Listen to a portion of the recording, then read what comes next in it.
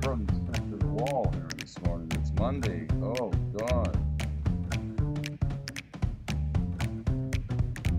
Holy, thanks for tuning in with me. I got stuck to the side of the wall there for a second.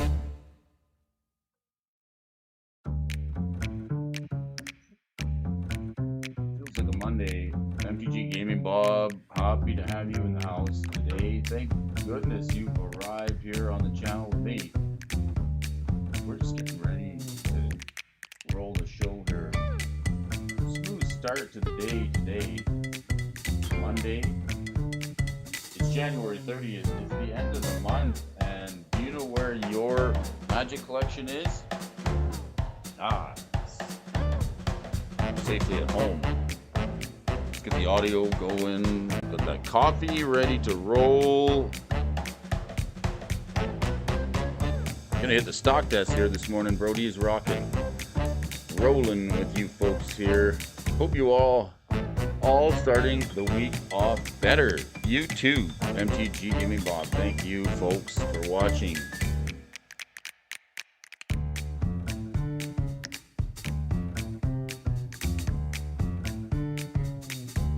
Make sure everything's set up just right for the stream here today, folks.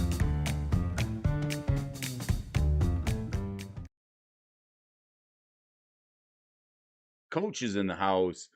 The coach, thanks for coming to my games. Appreciate you as I always do. Thanks for having me along for the ride this morning. It's Brody. It's January 30th, 2023. Wow, look at the time go. You blink and you miss it. January, may as well kiss it. Goodbye, it's in the rearview mirror. But today we see just a little bit clearer when it comes to the price of Magic cards and Hasbro stock. We're going to have a great show for you folks this morning, including a super fine, super fragilistic warm-up for you folks today. I'm going to be checking the stock desk to see if those folks got any articles for us to read here this morning. Appreciate you guys for tuning in. The fans of Magic the Gathering, all of you fans, amazing fans of Magic the Gathering who love the game as much as we do, and those of you tuning in on the juice, all the Freetreons, the Patreons, Smash Jackson, Garrett Jotter, Dusty Cully, Murray, Cooper Coin, Pomeroy, Tyler Friesen, Tyler Harrison, MTG Mox Man, the Earl of Drummer, Prime 406 Games.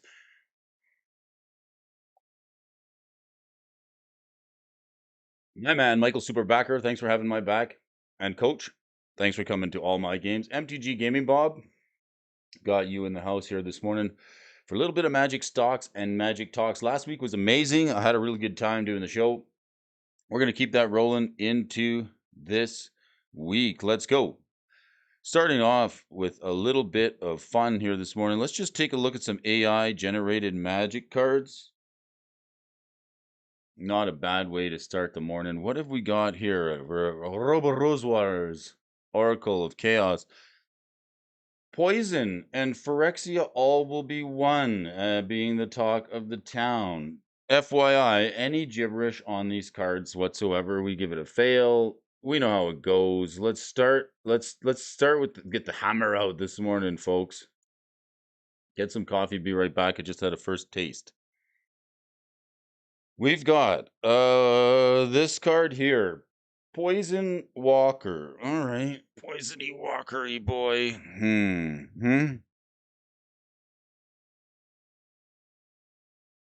We've got Poisony Walker. It's a green and 3. Or no, 2 green and 1. It's 3 mana for a 1. No, it's a Planeswalker. Will of the Council. Starting with you, each player votes for Death Goblin. Oh, man. Not starting. The AI is not starting out very good this morning. Monday morning. I think we got to give this just a hard fail here before we do anything. This thing is Poison the Walker. Planeswalker, Will of the Council, starting with you. Each player votes for no. If it's bad, we're just going to fail it right away. We're not messing around here.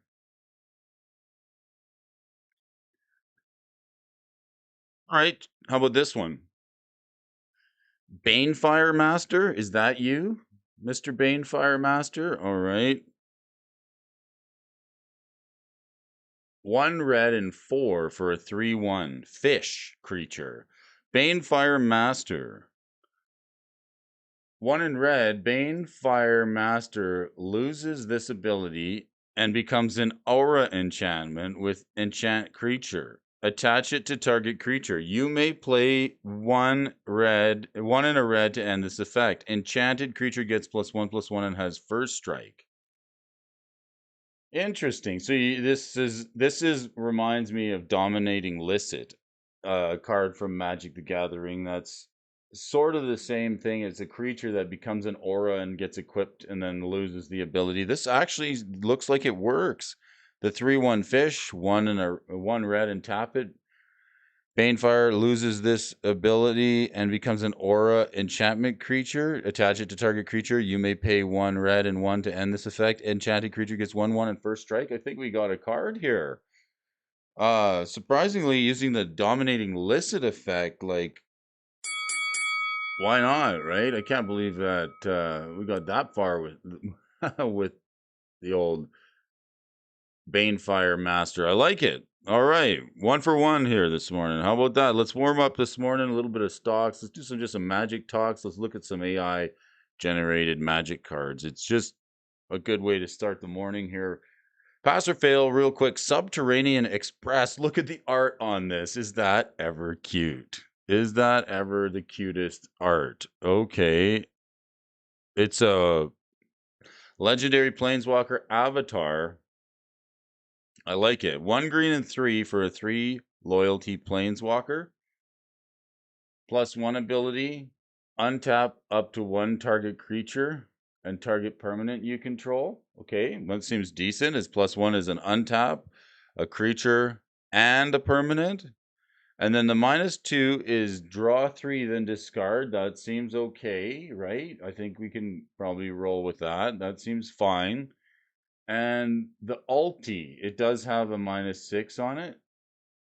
A -6 ulti says you get an emblem with whenever you draw a card, target creature gets -2/-2 until end of turn. Wow, that seems really good.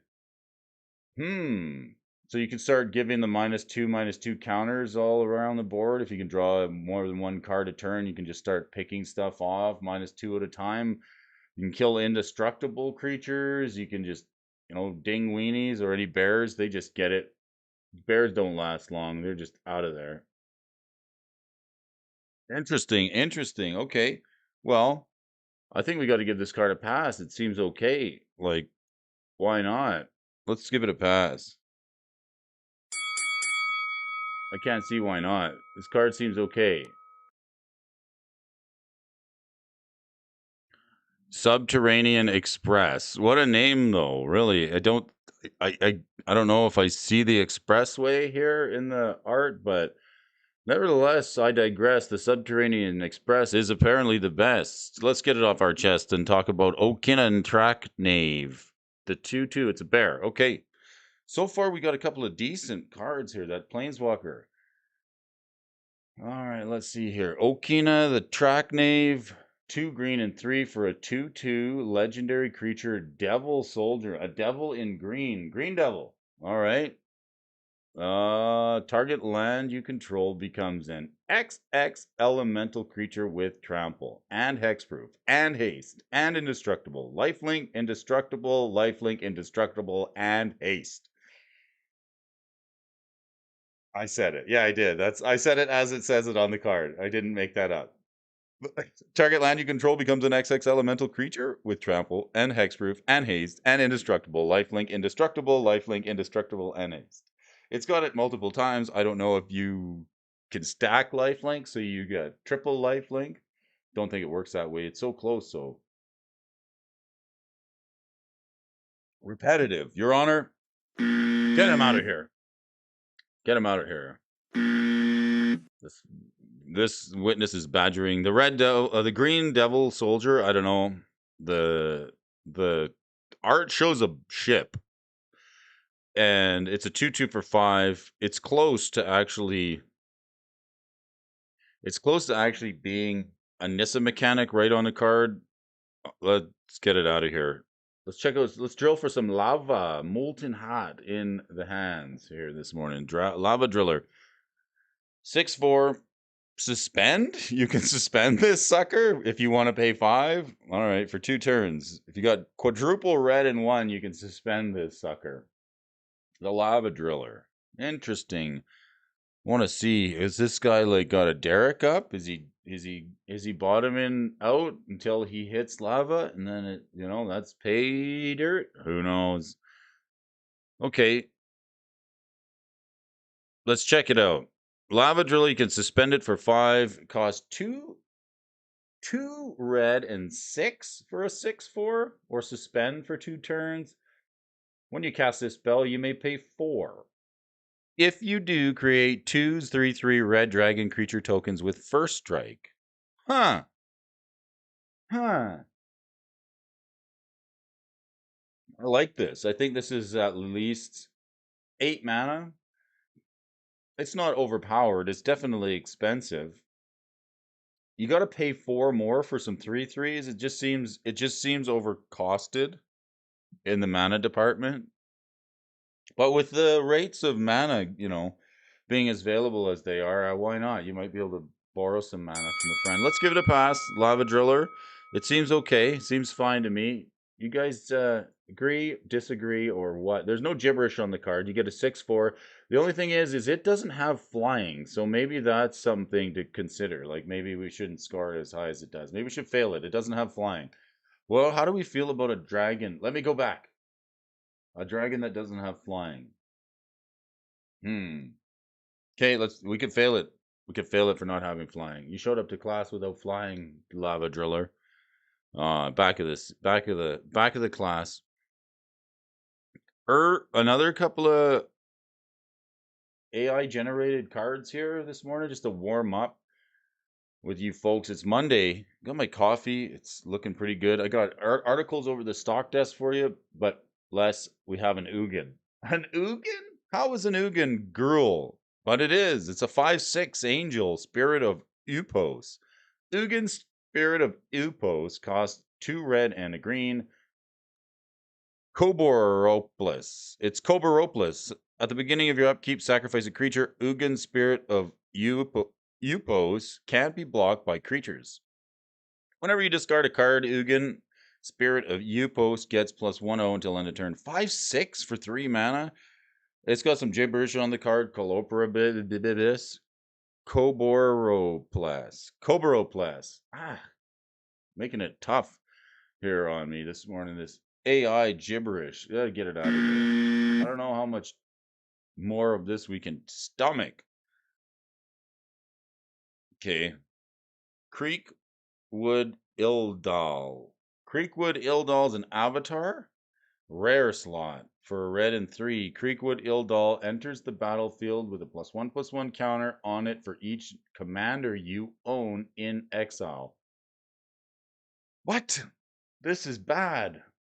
I mean, who wants their commanders in exile? I want them safely in the command zone or in my hand, or at the very least in the deck or on the battlefield, preferably. How do we even justify making this? I mean, I guess they had to print some obscure mechanic. It's not unlike Wizards to do something like this, but this is AI generated. Okay, so think of the creativity that comes with these cards. Like we already hit one that has the dominating licit effect, and this one now, Creekwood Ildal enters the battlefield with a +1/+1 counter on it for each commander you own in exile. Why not? All right. If for some reason you foolishly didn't put your commander in the command zone, oh, this card can definitely save uh can save itself. It can buff itself if somebody it's terrible card. It works. It's logically okay, but just it's in a bad spot. Unlike my friend Dual Brain. Dual Brains in the house. How you doing this morning, Ed, my man? We're checking out some AI generated magic cards. Got a couple of videos on the go. Very nice, very nice. Was doing a little buy listing this weekend and had a commander game. I'm happy to report the zombie deck is going. I piloted the zombie deck last night, the Larry Nevin's deck last night for the first time. It worked well. I had fun. I played 2 games with it. It did go off in the second game. So that was fun. We might start recording some commander games. I'll see how how anybody feels about that. That way we can get some gameplay action. I got the buy list box. I got Murray to take a look at that. So we continue buy listing over the weekend. I think we're up to something like, what are we at here? This might go back a little bit, but we're up to something like $341 on the buy list. I did show the box to the boys at the commander table the other day just to take a look at it. That's what I'm doing. I'm having my friends look at my buy list box to make sure they're not because like Murray's like, hey, maybe that Brea's Apprentice, that's a playable red card, and you get discussing. And you say, okay, let's not get rid of the Brea's Apprentice, and said you take it, right? Otherwise, it's going to the buy list. So another safety net when you're buy listing cards, and that's what I'm doing now. Like, get your friends to take a look at your buy list box. Don't be shy. Just be like, hey, I'm buy listing these cards. Is there anything in there that you have reason to not buy list? The one card I might want to build with that is in there is Neheb. He's the one that makes red mana, and I do want to play Minotaurs one day. He's $20. So we'll discuss whether or not he's going to get hit with a reprint. Nevertheless, it's glad to have you with us here this morning, Ed. Let's just take a look at some of these AI generated magic cards here this morning. We're giving them a pass or a fail. Pretty simple. If there's any gibberish on the card whatsoever, we fail it. We've had a couple of good ones this morning. This thing's getting better. Good enough to lay off another couple of thousand Wizards employees in the card gaming designing department. Flickering Vampire. 1 blue and 4 for a 4/4 legendary creature spirit. When Flickering Vampire attacks, destroy all lands you control. Ugh. Coven. For 1 white and 2, create a 1/1 blue bird creature token with flying and vigilance. Coven. It's got a keyword on it, Coven. Dual Brain says, I was thinking of offering my buy list to patrons if they wanted to trade, but I don't know if I can get that done in time for Philly. Interesting. I thought of the same thing. Like, there's got to be something a fella can do, right? I just say, like, when I say that when I say show your buy list to your friends, I mean like maybe in your play group, right? Um, the other thing that this does is it kind of gives us an idea of what that whole box of cards is worth pretty easily. What do you want to do with this Flickering Vampire? It seems terrible when it attacks, destroy all lands you control. Like, the only way you could make this good is if you donate it to your opponent and then goad it so that, like, it has to attack. I mean, is that even a strategy with this? Coven? Coven's a keyword we don't have. We don't know what it is. We're just going to be stupid humans because the AI would think that we should know what Coven is. Maybe we just don't know what Coven is yet. We're going to give this one a fail simply because Coven's gibberish at this point. We don't know what Coven means, even though they may mean, well, the Flickering Vampire, Legendary Spirit in blue. Nobody wants to destroy all their own lands anyway. Ugh. And another cabin. The Green Forest cabin. This is where we'll be sleeping the night. It's nice to see each and every time we get a land, there's a cabin or some house on it. They're thinking of Brody. Brody wants to go out hunting. Maybe he's got the sleds or the skidoos parked out back there. Probably got the friends down by the lake getting ready to have a fire. We got to give this a pass. I like the art. The art's okay on the forest. Taps for a green. It's beautiful. It's beautiful. And what else we got here? Thrushing Brits. No, Hello, everybody. The Thrushing Brits are here. 4 mana. No, the Thrushing Rit. No, Ritz. Double R R I S R I RRITS. I thought Pleasant Jabroni showed up here just a minute ago. Pleasant Threshing Ritz. 4 mana when Threshing Ritz enters the battlefield, add red, green, white. It's a 0/0. It dies right away. Human Soldier Pirate. Oh, blushy hole. A coven is like a group of vampires. Doesn't apply to spirits. Wow, that's a great. That's a great friggin'. That's a great like a gaggle of geese and a coven of vampires. Wow. Okay, so very close in the flavor, but wrong creature type. And I gotta give these threshing Brits. I gotta give them threshing. Brits are threshing. Do we care? Do we care the Brits are threshing? Not really. Let's give this a fail. Let's get him out of here. Sorry, Ritz. That's we're having a little fun this morning here over at the stock desk. Just warming up, getting a couple of chuckles in our cup of coffee this morning. Oh, this is nice. How look at this. We have ourselves an invention. All right. I'm gonna pour myself another little sip of coffee. Check out the Zazaskult Rendex. Legendary artifact equipment. Lands you control have tap, add for green, green, green, blue, blue, blue. Wow. Holy smokes. What do we have here? For 2 green and 2, this is actually viable. For 4 mana, this legendary artifact equipment. The only downfall is if it's equipment, it should attach itself to a creature somehow. It doesn't really do that. Kind of like a gaggle of geese, but I do believe they band together in a coven because of shared ethos or shared ancestors. I guess that's like a gaggle of geese. I didn't know. Yeah, a coven. That's an actual word. It just would be nice if we didn't have to make assumptions of how the keyword works on the card. I mean, if we had some rules text with it, or if we could imagine, if we could wonder, because when you wonder, you're learning.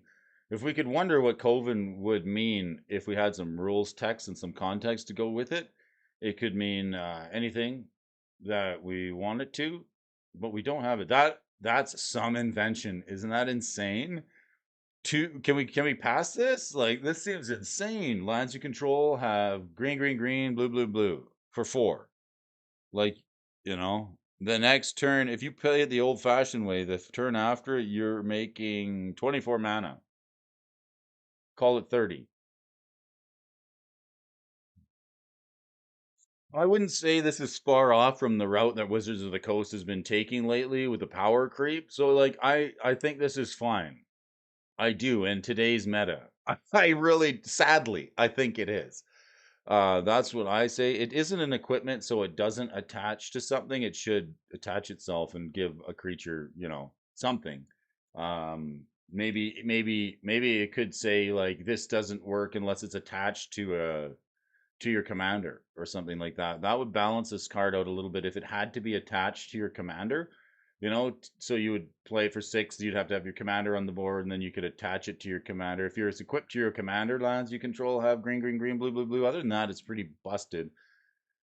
4 mana. I don't think we can give it. We'd like to have it, but in the inventions border. Morning, Twids. How you doing, buddy? Oh, nice to see you here this morning. Twiddler's in the house. We're just doing a little bit of a warm up here, and we're back to where we started on this one this morning. We got this Zozu Skult Rendex. It's a legendary artifact equipment. It's too powerful. It's too powerful. It's busted. It's what's going on in the world of Magic. We're gonna check the price of Hasbro stock. If the MTG Mox Man, my ears are tingling. Like it, I sense the Moxman may be out there in the land of Magic the Gathering, but he's going to be bringing us the Hasbro earnings report coming up in the first couple of weeks in February. Some news on that, so that'll be interesting to see. I believe it's the 16th. 16th. So we're waiting for that to happen. Have you heard of the expression, that's the hill I'm ready to die on? Well, Brody's sitting on the buy listing hill. We're sitting here patiently waiting, going through the collection, the bottom half of the collection to see what cards are ready to trade in on a buy list. So we're just sort of sitting on this hill. And if you want to know what I mean, I'm looking at you, Hasbro stock price. Let's check the price of Hasbro stock here this morning. Hit the refresh button. It's a trading day. It's not a holiday, is it? All right, let's do the 1 day. Let's see where we're at. It's down 8%. Whoo! Let's get my really epic pen here. Tumbling down. Looks like this stock price is heading just slightly down and to the right. Here we are, 8% down in 1 day as of Friday. Okay, so 8% hit in 1 day on Friday. So that is over a 5 day period. That's January 22nd to the 29th. We are down 9%. All right. That's sort of what we've staked our claim here, folks. We're not moving. It's either the Hasbro stock price is moving because we're not. So we're over the 5 day period, we're down 9%. That's only almost 10%. That's a big loss. We're starting to chunk up some losses here in the short term. That's over the 1 week period. But like if you want to catch a falling knife, like we're talking about, we want to make some funny money in our collection. We want to shuffle the fun and to our collection, and we want the value of our collection to go up. Want to see what these guys are doing and need some course correction perhaps out of upper management, and this might be the way to do it. Watching this stock price just kind of tumble. Now people are still playing Magic. Holy smokes, let's look over the 1 month. I was sort of getting a little bit interested to at this point right here, just in seeing it, because up until a week ago, like things were trucking along just fine. Yeah, right? Let's not catch the falling knife. So if you're going to try and catch a falling knife, you could stand there and like try and wait for it to go by and then clap your hands and try and catch that knife. But wouldn't you rather it just like dangle and bangle around on the floor and then you just walk over and pick it up and thank you?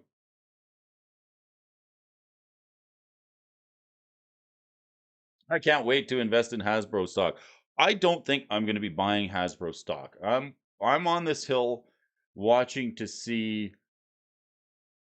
This is like a smoke signal. I'm watching to see how much fire there is on the other side of the wall because we know stuff is happening over there. We know there's 1,000 people getting laid off. Then the first round of layoffs that we know about.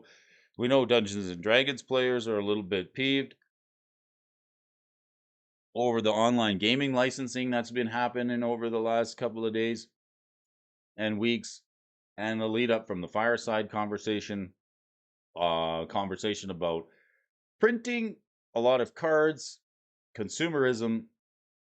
So it kind of gave me a little bit of nerves and apprehension to see the price actually moving up throughout December into the beginning of January, and then didn't look like there was going to have any downside. So now we're starting to see a little dip down, and over the month, let's take a look. I know we're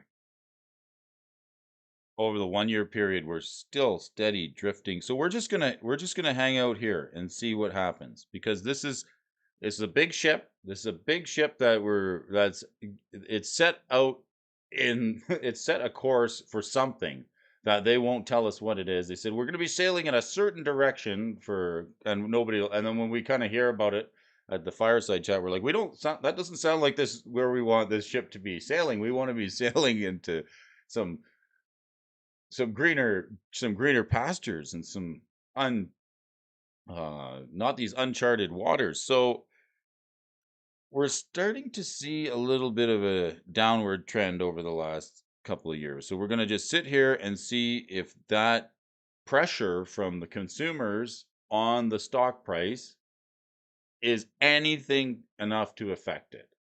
And if it does, see how that affects any corporate actions that may be taken with the company. We're sitting at $58. Yeah, we got a couple of little support levels here. If you're just joining us, we've been watching this Hasbro stock price for a while. We had a 5 year period all time high just going back before 2019, it was $120. So like this stock is now, it's 50% of what it was 3 years ago. Okay. So that's sort of where we're sitting. So it's 50% of where it was 3 years ago. And if you're like if you're like one of the shareholders and you're like pitching this company to people, you're looking at this chart and you're showing them, you're like, look up until 3 years ago, you're like, look at all this steady growth. Like we're gonna double our stock price again.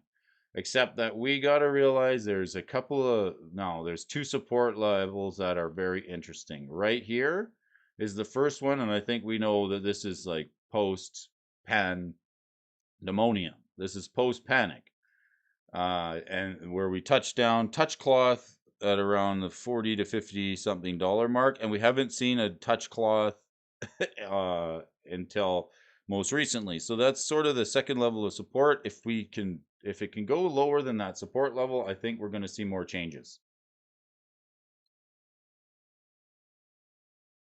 And then this is going to take a while. This is going to take a while to happen. We'll see. February 16th, we'll see if we get a break to the upside going this way.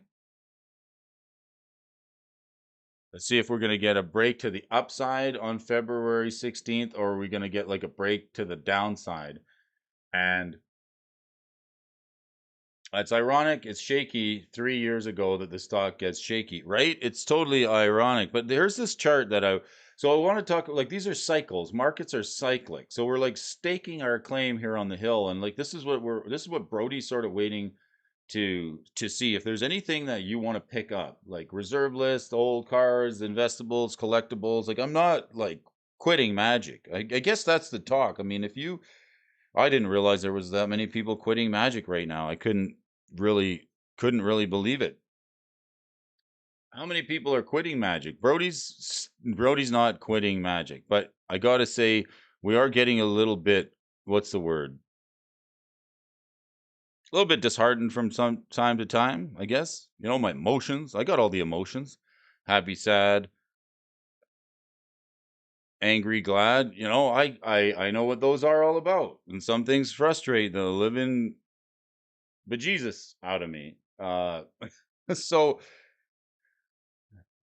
rather than get caught up in it, I'm trying to take a little bit of a step back with you folks and have a look to see what's happening. Because markets tend to be cyclical, right? And or those of you who are new to Magic, you're like, well, how do I know what cycle we're in? Are we up? Are we down? Is the market up? Where are we here? Is it hot? Is Magic? Why isn't Magic hot? Why isn't Magic hot? I want to buy all the new packs. Why isn't everybody buying them? I don't know. Here's a chart that I showed just a few times already, and we're going to go over it again. I'm going to bring back this chart because it's a really good one. Periods when to make money, and this is an interesting chart. So if you want to, I mean, I don't know about you, but my collection's more fun when it's worth something and not rather worth less. So I want to have the cards in my collection that are going up in price and that are valuable and that are fun to play, because I don't want to go and buy a copy of Neheb the Worthy for twice of what I sold it for. This chart sort of coincides with the uh with okay, let's look at this card. This chart's an interesting one because it's, if you look down at the bottom corner here, sort of where Brody's head is. Let me try and move it over. But right behind Brody's head, if I duck out of the way here, you see right here, right behind my head, 1875. Here's a chart that was in the back of, from what I've heard, this chart was in the back of a hardware catalog. Fellow made this chart. And it says periods when to make money. We got a triangle, sort of a pattern that goes from C through B, B to A, and then back down to C again. A is these years in which panics have occurred. And then if you look in between each of these year titles, there's like a repeating order: 18, 20, 16, 18, 20, 16, 18, 20, 16. So you can carry out this chart as far as you like, but what it's telling us is that there's a cycle of every 18, 20, and 16-year periods that a panic of some kind ensues, which causes things to go from periods of good times to periods of bad times. And if you look Strangely enough, this chart has been accurate once again, going back into 2019, saying that there's likely a panic. The last one would have been 1999, if you can imagine what that one was. Yes, we know what it was. We're not going to say what they are, but that's going to push us. Take a look. This is where we are right here, 2023. So this chart's showing like 2023 being the bottom or years of hard times. Now, this is the part: low prices and a good time to buy stocks, corner lots, and goods, etc. Hold till the boom reaches years of good times, so 2026. And then there's the same type of an algorithm going the other way: 3 years up, 6 years down, 2 years up, 5 years down, 4 years up, 7 years down, 3 years up, 6 years down, and it repeats and it repeats and it repeats. So everyone's like, where are we, right? We are human. We are spirits having a human experience together here in the planet on some period of time. And we've all joined here together over on the channel. It's great to have you here. But we want to know, what time is it, Mr. Wolf, right? We just kind of woke up one day and this world was spinning around and here we are.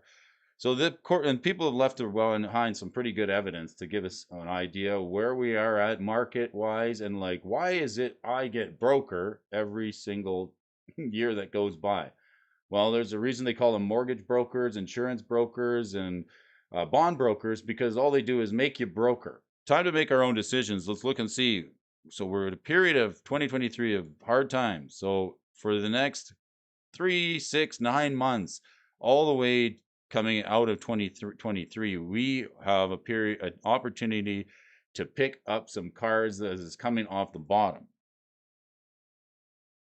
And if Brody likes one thing, it's the bottom. Brody likes bottoms. We like the bottom 10. We like the bottom of the prices. We like the bottom of the barrel. We like bottoms. Bottoms are where you do well. So if we look at the price of Hasbro stock, there are some bottoms. Bottoms, like everybody wants to talk about the top. Let's talk about the bottoms. So here we have two bottoms, right? And what we're waiting for is, like, it's going to get harder and harder for these. So here's another bottom. How far down are we going to go? Dual lands. DJ says,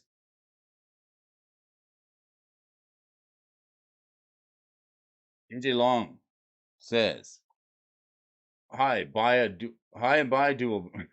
My mail day moved to Wednesday. Stuck here for a couple of days. Oh. Dual Brain says, did you see the comments in my video yesterday? Lots of people quitting and not happy. Yes, I did see the comments. It's sort of how that's sort of how I like to bring it up, because it's relevant having you here in the conversation, Ed. That's how so ironic that it's 3 years ago that the stock price gets shaky. That's how long Cynthia has been around. Good morning, all. Okay, so we got these 3-year periods. This is what I'm telling you. So this is the hill we're willing to stake our claim on. So this is, people say, is that the hill you're willing to die on? Well, I'm not selling out of Magic. I'm not quitting Magic, but this is what I'm doing. I am sitting here and I'm going to be checking these stock prices. If you don't like checking the prices of Magic cards, like, let me do it for you. I'm doing it each and every day, Monday through Friday, 5 a.m. 5:15 Mountain Time, 7:15 Eastern Standard Time. I'll be checking the prices of Hasbro stock, the Magic cards lists, and the stock desk movers and the shakers, and we'll be taking a look constantly at the metagame through friends and contacts over on Twitter and MTG Top 8, where we can take a look at the metagame and see how that affects the price of cards, and we're going to tie it all together here for you folks who are watching, so we can find the bottom. So I'm waiting for, stores are going to seal. It's going to be hard. Now, I don't mean to sound rude, but some stores gobbled up a lot of inventory, and like, they don't, I don't have a hard time. I don't feel bad picking up cards from major card stores on a discount. So with the way things are going, this is what I think might happen, is it's going to get really bumpy for a while, and game stores are going to have to hold on and brace for impact as sales slow down. Now, Paper play is going to keep players coming, but it's going to be eternal formats that see the more recurring players, because a lot of players are less apt to quit who are playing eternal formats like Commander and Legacy. Now,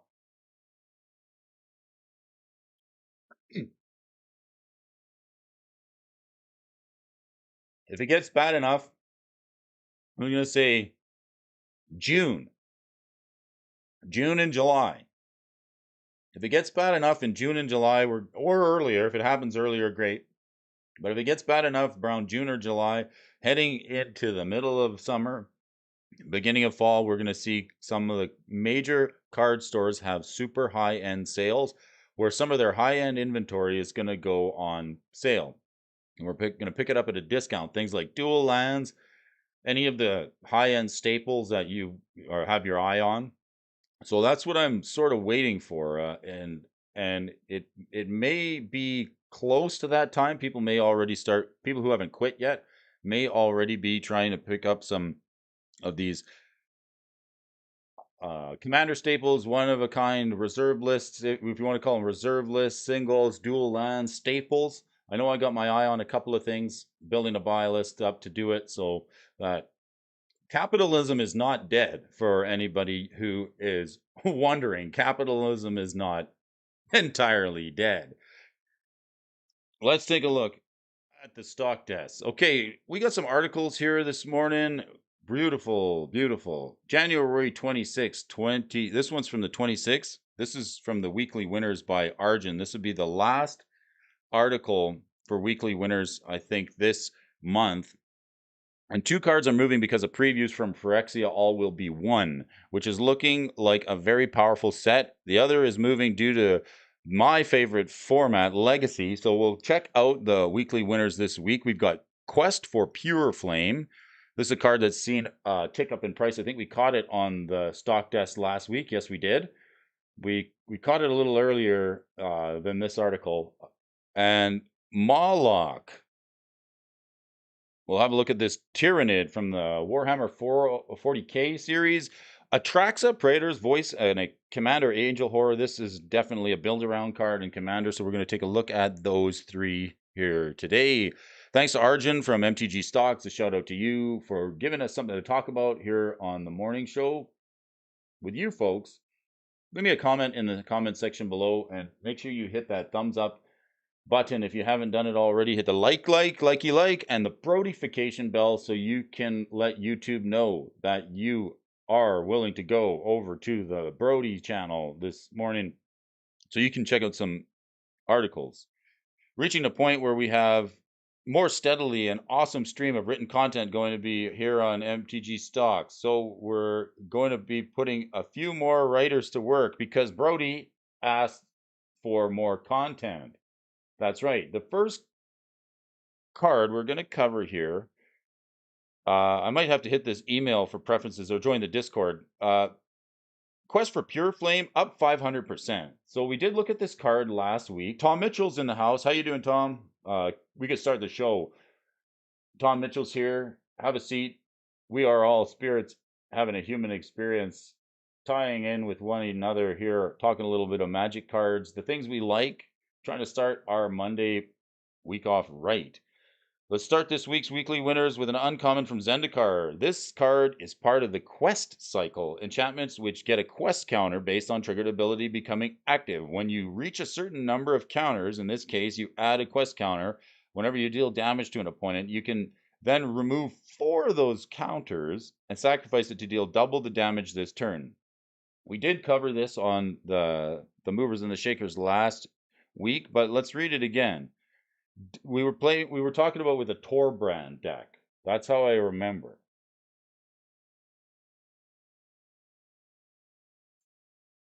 When an older card spikes out of nowhere, it's frequently because of an interaction with a newly previewed card. In this case, it's All Will Be One from Phyrexia.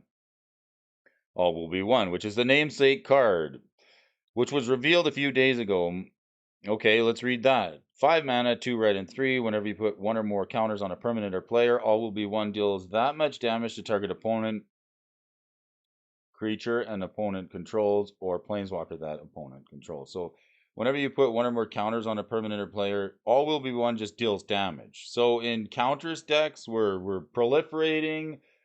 Oh my goodness, this is busted. This is busted tech now. We're just like, maybe that equipment that we saw isn't overpowered. Like we were doing some AI generated magic cards this morning, Tom, and this is the Zazul Skult Rendex. Maybe we should give this a pass. This is what the AI came up to for me for.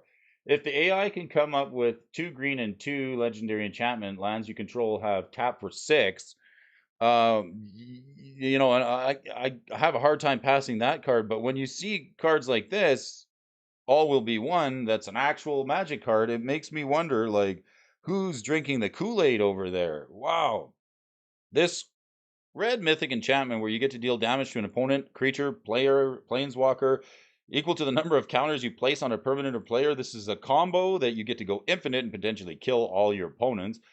When you have both enchantments in play, you need a source to deal damage to one of your opponents. Once you do, you get to put a quest counter on it. This will trigger all will be one to do a damage to your opponent, which will turn trigger the quest for Pure Flame again, and then becomes an infinite loop. As long as your opponents don't have anything like Leyline of Sanctity, you will get to win on the spot. All right, quest for Pure Flame, questy for Pure Flamey. We should take a look at that card. It's a speculation. Wonder if a fellow could pick up any copies of the foil from Zendikar. Can we snag any foils from Zendikar? I don't know. That's probably where you'd want to be. Which brings us to an extra sneaky winner here this week, Red Terror. The Red Terror from the 401. This creature from the universes beyond Warhammer 40k can do some infinite damage as well with All Will Be One. The Red Terror went up to $4.90, which is a 476% increase. So some serious red cards here. This is a 1 red and 3 Red Terror 4/3 Advanced Species. Tyrannid. Whenever red source you control deals damage to one or more permanents and or players, put a 1/1 counter on the Red Terror. Because burn needed more reasons, just more ways to burn you. Because going to the face with burn spells alone wasn't enough. Now we have to burn your opponent every time we put counters on things. Red just got a whole lot better. If you're not playing red, you're dead. I guess that's how it is. Power creep. Hold on a second.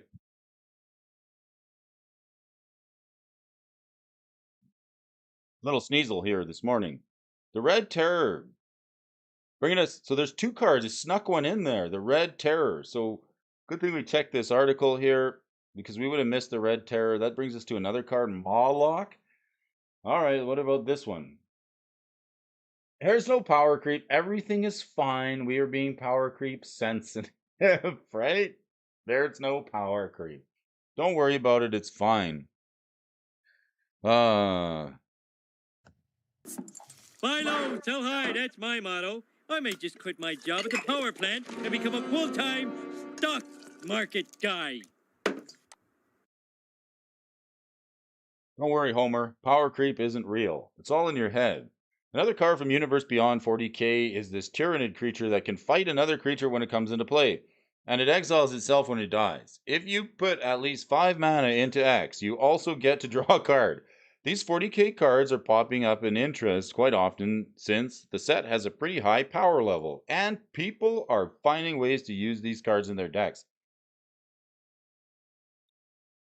In this case, Legacy is driving the price. It's popping up in Food Chain, Maverick, and Naya Stompy decks. Currently, Legacy is especially hot on MTGO, where the most brewing occurs. However, Mawlock and other cards from the 40k have not yet been added to MTGO. This is scheduled to happen somewhere in Q1 or Q2 of this year.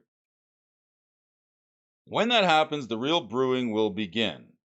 This card is putting up results. The price will most likely increase even more. So I kind of got to disagree a little bit. Like, I know there's people who play edgy on MTGO, but I appreciate the train of thought because people start brewing with these cards pretty much as soon as they're spoiled.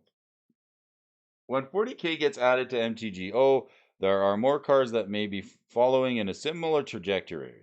I think the most likely cards are the Poxwalkers, which is the one that has the Curse of the Walking Pox. Triumph of St. Catherine. When Triumph of St. Catherine dies, exile the top 6 cards of your library face down pile. If you do, shuffle the pile into the back on top of your library with a miracle. And Chaos Defiler. When Chaos Defiler enters the battlefield, it dies. Each opponent choose a non-land permanent that player controls. Destroy one of them at random. Okay, so a lot to take in here on this card. We're talking about 3 cards and we're already up to 6. So we got the Mawlog, Pop Swappers, Triumph of St. Catherine, the Red Terror, and Quest for Pure Flame, all as speculations here. This is pretty interesting.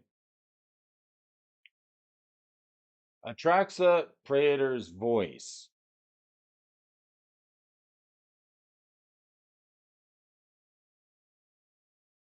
61% increase. This is the one that says Flying Vigilance, Death Touch, Life Links at the beginning of your end step proliferate. Well, it doesn't have red in it. Thank goodness. That's what Wizards is going to tell us. They're going to say, well, see, your Atraxa doesn't have red, so, it doesn't quite work with the quest for Pure Flame because, the proliferate and it's just too good. No, unless you're new to Commander, you've seen Atraxa Praetor's Voice many times. It's ranked on EDH Rec as the most popular commander in the last 2 years. With Phyrexial Orb 1 being previewed, we're seeing more and more cards popping up that work well with Atraxa. It's a 4/4 legendary creature that makes you proliferate at your end step. When you proliferate, you get to add a counter of any kind to any permanent or player that already has a type of counter on it. Phyrexial Orb 1 has a lot of support for poison counters with the new Toxic ability, but there are also cards that simply give all your opponents a poison counter, like Prologue to Pheresis. When you play these cards along with other poison counter and proliferate cards, Atraxa gives you pretty good strategy. Phyrexial will be one also introduces oil counters, which you can also proliferate with Atraxa. So Atraxa's seen a tick up in price, 61%. In fact, I know it's one of the most played commanders, and a lot of people already own it. There's also a new Atraxa in town in the form of Atraxa Grand Unifier, but this version cares about types instead of counters. So this one is the 7/7. It is also not red, and it's Flying Vigilance, Death Touch. This, the Unifier, enters the battlefield. You reveal the top 10 cards of your library. For each card type, you may put a card of that type from among the revealed cards into your hand. Put the rest on the bottom of any in a random order. This one is more support for an Atraxa build. It's insane how much support there is. You could just run both of them. Why not? Why not just run both? The Phyrexian Angel. Insane. Cheap pickups. Right on. Buy low, sell high, that's my motto. I may just quit my job at the power plant and become a full-time stock market guy. There's the cheap pickups. All right, moving up in price. Sinopec Spider from 401k has been identified as a premium penny stock by the stock desk and has reached its bottom and starting a consistent uptrend. This rare sits just about the $3.50 mark and is moving up. Flying Fabricate Claw Array. Whenever another non-token artifact, creature, or vehicle enters the battlefield under your control, draw a card. Umezawa's Jitte. Here's a card I can't say it enough. This is a great pickup. Umezawa's Jitte, and it's like talking about cards possibility getting unbanned. I think there is like, am I just my eyes deceive me? Let me just take a look here at the Umezawa for a second. Umezawa's Jitte. Banned in Modern. But with the amount of shenanigans that are being printed these days, I could see a Jitte perhaps being a card that gets unbanned. A sword, like there's all kinds of sword. This might be a sword that gets unbanned and he sees a little bit more play. Slowly moving down in price, as we can see here, from down and to the right. This Umezawa's Jitte is slowly trending down, as well as the Huntmaster of the Fells Showcase Human Werewolf, Huntmaster. If you are looking to pick up either of these cards, I would say the Jitte, for me, I already have one, but if you want to speculate on a piece of equipment that might see an unbanning in the next few years, Jitte may be one of them. And Huntmaster of the Fells, a special thanks for Arjun for writing some pretty epic articles. We're going to give him a tweet on the Twitter machine here. The Twitter bot is going to go nuts for you, my man. Thanks for tuning in and providing us some great articles here for Monday, January 30th, over the stock desk. Let's hear from Tom Mitchell. We're going to run the movers and the shakers. Movers and the shakers lists this morning. Tom Mitchell, let us know, where are we going to go on the movers and the shakers list? I need to know.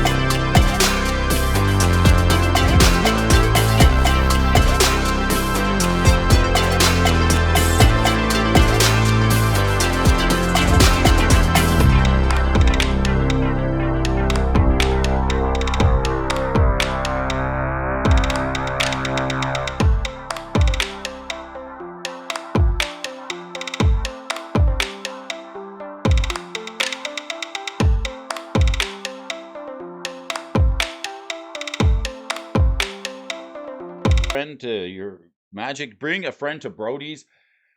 We're going to take a look at this list here. Dark Steel Forge. Forging on with the show. It's just about half past the hour, but we got plenty of work to do here. The Dark Steel Forge is up again. This is a card that's seen a steady price movement upwards over the last little bit. Do you want to make some stuff indestructible? This is the way to do it. I wouldn't be buying into this card. No way, no how. I feel like it's going to get hit with a reprint sometime soon. It was trending along at the $10 level until 2019. It took a tick up. If I had one of these, I'd be holding on to it for dear life. And if I had more than one, I'd be buy listing one right now. It seems like $50 for this card is the just about the cheapest version you can get. The double masters may be a little cheaper. A pretty interesting card. I might have to go. You know what? I might have one of these. If I have, $50, eh? I wonder what they give you on a buy list. It's speculative on mirrors, okay? Mirrors. I think we're speculating on mirrors with the Dark Steel Forge. If you got one, don't trade it away. Don't get squigged. Don't give up your Dark Steel Forge without taking a second look at the mirrors that are coming out, where decks using it. Urza Lord High, of course, all kinds of commander decks. I want to see a mirror deck. Liberator, Urza Battlethopter seems good. Saheeli the Gifted, a lot of cards playing it, and right now sold out on the vendors, except for 2 copies over at Card Kingdom. Modern card. I don't see a modern list here just yet, but it is modern legal. The Dark Steel Forge, the Grand Cenobite, top number 2 on the list here. Nice call. Coach says, nice call, Tom. Let's hit the modern list here and take a look at Elish Norn, the Grand Cenobite. Do you like checking the prices of Magic cards?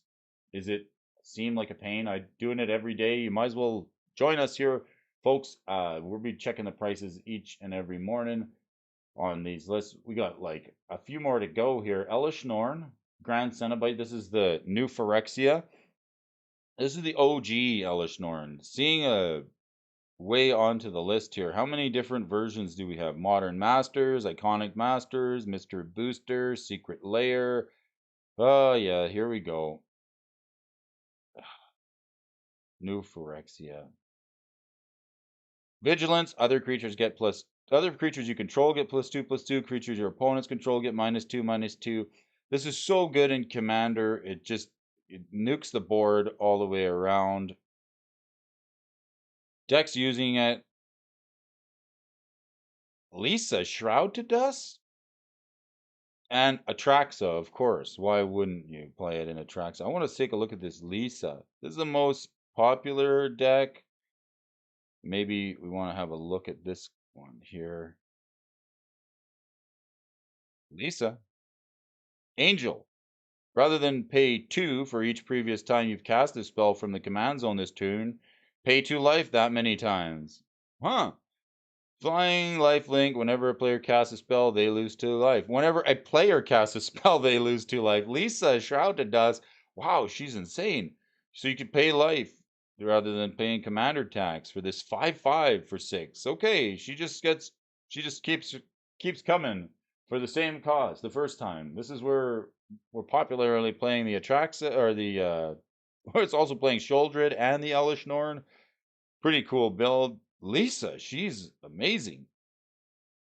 Definitely the most popular deck playing Elish Norn. Atraxa being number 2. Jonah the Unifier and Muriel, the Shield of Argive. Another interesting card that was just printed in the Brothers War.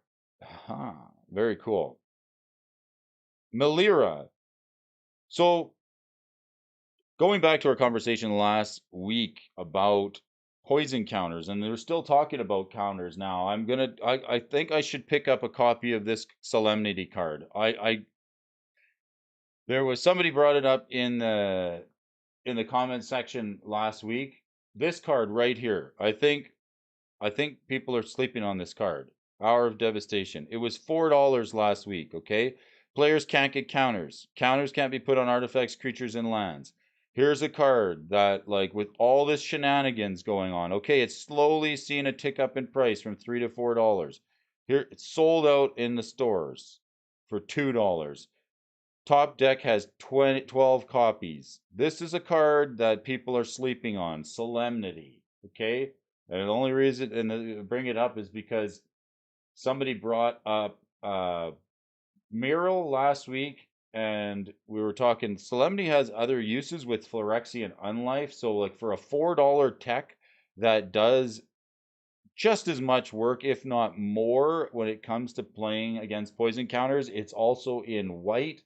So the Leeches card works with it if you're really specifically worried about poison counters, but Solemnity is by far arguably better for a number of reasons if you want to just stay away from counters altogether. But Lisa is a beast, MTG Gaming Bomb.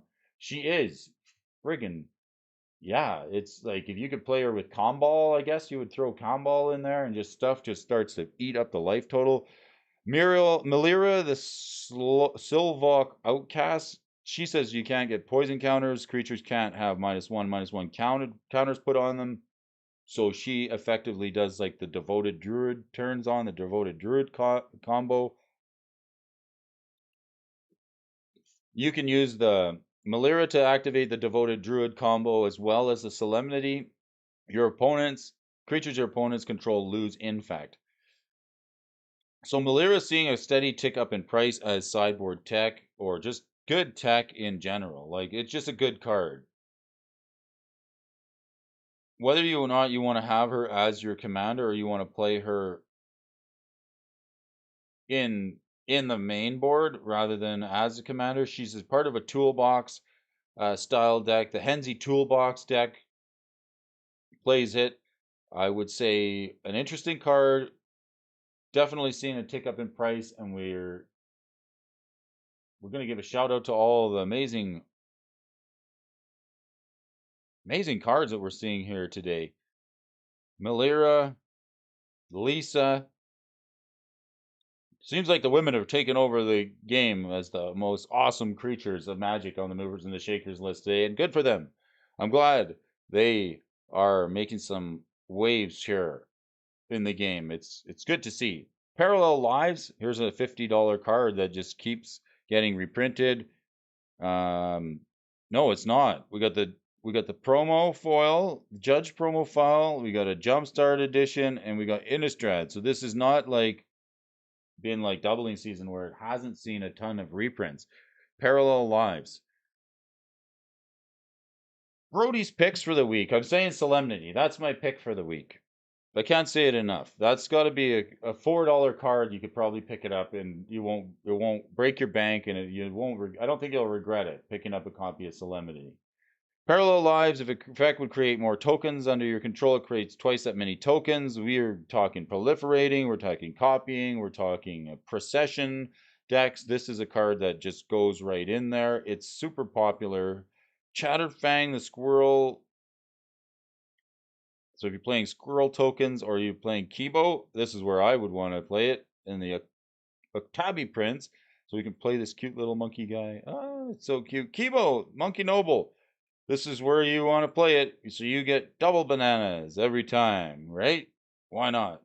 Played with a great Henge, Michael Simeon Spirit Guide, Torian Mauler, all these different monkey cards, Zodiac monkeys. How many? Look at all the different monkeys. We got Gorilla Shaman. This is a great card. It blows up artifacts. Like this thing people forget how good Gorilla Shaman is. And it's funny because it was pre-printed in Modern Horizons, but it's actually a Alliances card.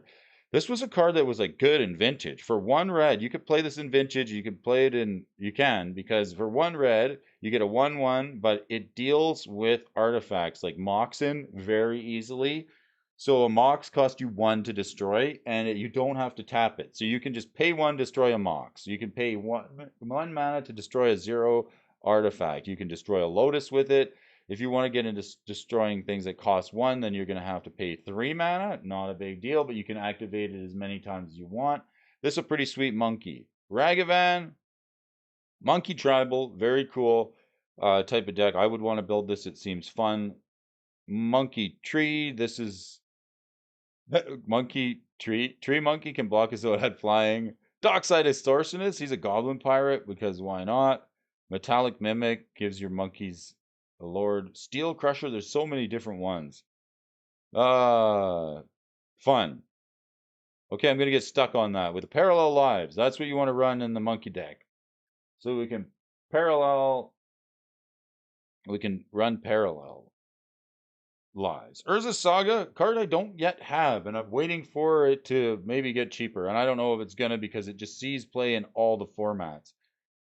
The list has it. Modern Horizons 2 is $67, $34, and $40. I still would like to get a playset of these. I'm afraid that the best way to do that might be opening. Modern Horizons 2 is still good to open, and this is another card that gives you reason to want to do it. Urza Saga is great. It's played in Commander. It's also played in Legacy, and it's also played in Vintage. So I do need to still pick up a playset, and I'm not really willing to pay $160 for a playset of a card that can be reprinted very soon. So I'm gonna just have to wait on this one. Decks using it, Hammer Time. Of course it is in Modern, because we're doing the Modern list today, and of course we don't. This is another thing that makes it hard to navigate this list is that yes, they're sorted by format, but that doesn't necessarily mean that's where the card is played. It just happens to be Modern legal. So these lists they'll list all the cards that are legal in that format, even though they may be getting support elsewhere. This fact, so facto, Tom Mitchell, what are you running at Modern, Tom? Are you running the Hammer Time deck? It seems popular. It's really good. Amulet Titan is also playing the Urza Saga. Grinding Station's playing it, and Affinity. What are you on there, Tom? Are you playing Hammer Time? I'm thinking Tom might be a Hammer Time guy. Urza Saga right at the top, and Ragavan. This card is even more popular. $77 if you can open one of these. I think Prime 406 opened one on this channel. Good for him. I love seeing people hit this. $100 even for the borderless. You want the showcase foil, you're going to be paying even more. Holy smokes. That's a $100 bill. Again, another reason to open Modern Horizons 2. Why wouldn't you? Cards like this hot sausage in the deck, in the packs, right? You could get a Ragavan. It's just really too good to not want to open Modern Horizons 2. Murktide Regent's playing it. It's Modern's getting to the point where like if you don't have 4 Ragavans, you're probably not competitive. So I guess that's what we want in Modern. Modern has been like that. It's like when Manamorphose was in Modern, and it was 20 or $30, so just for a cantrip, insane. Ragavan decks using it. Murktide Regent in Modern. Rakdos mid range playing it. Generic generic Ragavan, I guess that's a card, and then Kibo the Octavi Prince, of course. So he's seeing support, monkey support. Why not? Anybody building monkeys, we're gonna want to. I miss Sunbaked Canyon. I missed this card, unless they slipped it in there when we weren't looking. Sunbaked Canyon. Anybody getting sunbaked out there? Maybe. Holy smokes! This seems like looks like the drive to Las Vegas, doesn't it? Hey Bob, that's what it looks like. Sunbaked Canyon. Modern Horizons 2, another $20 land. Pay a life, make a red or a white.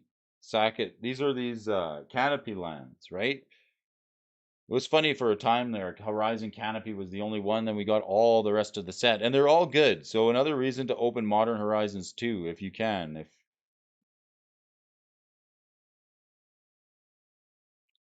Burn is playing it, White Boros Burn is playing it, Hammer Time's playing it, Winoda is playing it, Edgar Markov is playing it, Rocco Cabaretti, many commander decks, and Four Collar Omnath is playing the Canopy lands. I wonder, this might be the cheaper one because it's white red, but maybe it's seeing some support just because there's burn decks. New burn decks are going to be want to play it.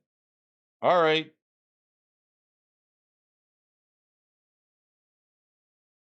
Skithrix the Blight Dragon. Haven't heard from Skithrix in a long time. Here's a card that caught my eye once upon a time. 5 mana for a 4/4 flying with Infect. 1, Skithrix the Blight Dragon gains haste, and 2, regenerate. Skithrix, this is the original Infect Dragon. It's like the biggest, I think it's one of the biggest naturally Infect creatures that are out there. Of course, Scars of Mirrodin, $23, has been reprinted in Double Masters. That's a $27 card in Double Masters. Wow. Holy smokes, Skithrix, a good card. Deadly black card. Seeing support in Infect, it can gain haste, so I think we're going to probably see it in Atraxa. Yes. People are playing Skithrix in Atraxa. Competitive Commander, why not? It's going to see more price support the more we have support for tokens and Infect. Again, get yourself copies of Solemnity. Solemnity now! Solemnity now! Solemnity now! Brody is chanting Solemnity now. Every time I see this, why is this $20 and Solemnity is 4? I don't know. When a simple $4 card can just like upset an entire meta, I just think it's worth more than $4. Trying to make my Eldrazi deck work, but it's too slow right now. Slow Drazi. You need the Ancient Tombs. And I guess you need, if you can't play the Ancient Tombs, you want to get like the sack ones, the colorless chasm, the one that sack for 2 mana. I guess Monkey having the Simian Spirit Guide banned didn't help Eldrazi. Too slow. Eldrazi is generally pretty fast if you're playing Reality Smashers and Thought-Knot Seers. Mindbreak Trap. Here's another trap card. I know some folks have been buy listing this card, and why wouldn't you? It's $55. It's probably going to be seeing a reprint at some point. If you have the foil version, it's $275. I know this card is still seeing popularity because of the fact it was played in I think it's played in some of the legacy and vintage decks as sideboard tech. Painter Servant is playing it. Yes. So Painter Servant is a deck that went from being a tier 1.5 legacy deck And I think I don't know. I would say, can we? I'm waiting for confirmation in the meta group for somebody to say that Painter Servant is now a tier 1 legacy deck. This one went 4th place, 5-1-1 in New Jersey. So this is a deck that I'm excited about because Goblin Welder's a card that I like playing with, and Painter Servant, Grindstone is a sweet combo. Breya's Apprentice also played in there.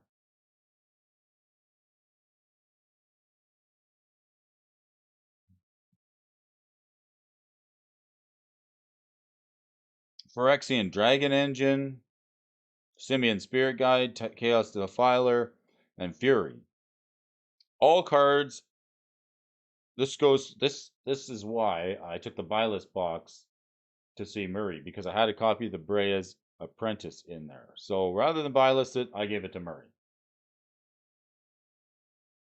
But Mindbreak Trap is a sideboard card. I know we're talking modern, but here's a card that's in modern, hasn't seen a reprint in a while. It's played in Legacy and Vintage. It's popular. It's $55, and it costs you an arm and a leg and a firstborn to get that card into your collection.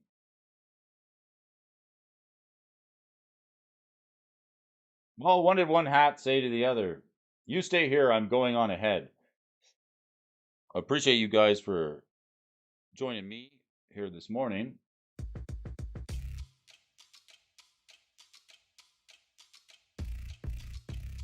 It is about that time. What can we say and what can we do? The police are at the door. I'm pretty sure somebody's called the cops. Brody's woke up the neighbors already this morning. I'm going to read some comments with you folks, do a little bit of outro.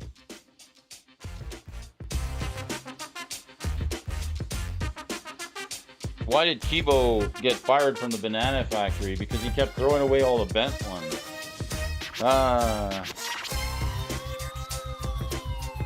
And what does a lemon say when it answers the phone? Yellow!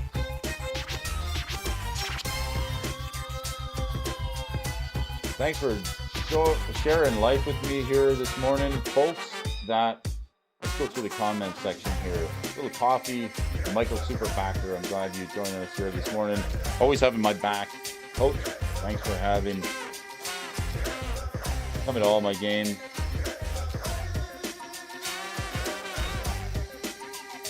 No Brain's got a couple of videos locked and loaded, so if you haven't yet gone over there, check it out. There may be something. Ed always got something cooking over at the Dual Brain channel. Thinking of offering a buy list of patrons. Coven. Yes, we've become a little bit smarter here this morning. What is a coven? I did not know. Thank you for that, Ed. A coven is a group of vampires. That's a good one. And those thrusting Brits.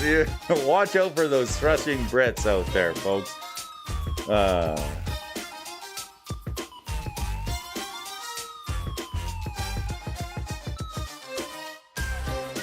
Morning, Twiddler. Thanks for joining. Hasbro is tanking with the layoff and announcement and hitting a bad fourth quarter. Hasbro stock is tanking due to the layoff announcement and hinting to a bad fourth quarter. We don't have, right? Nobody's going to come out and say it, right? We're waiting. We're waiting for spit to hit the fan, right?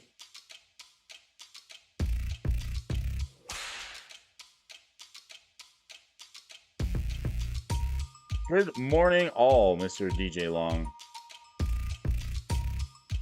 Lots of people quitting Magic. Lots of people not happy. We're not. We're staked out on this hill. They can't move us. We're not budging until that Hasbro stock crashes through the bottom support level, down to $30. And they turn over the entire group, including,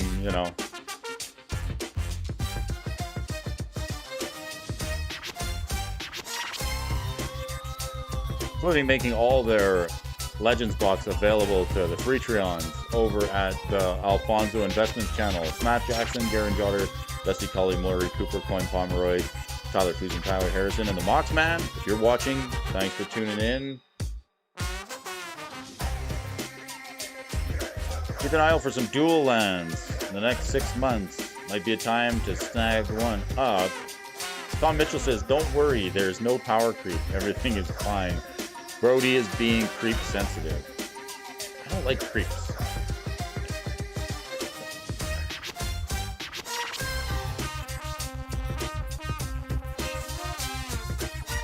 Oh, Mr. DJ, how goes the shirts? I gotta order some replacement shirts for you. I'm ordering replacements. So just be patient with me. I am ordering some replacements to replace the ones that got lost for you. I will make good on those for sure.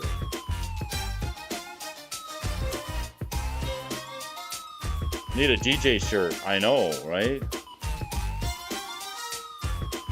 Superbacker says, get some rest. Mr. G Superback, up at 3 a.m. watching DJ Longer's late show. Time for a nap. Naps are good. It's not the length of the nap, it's how many you get.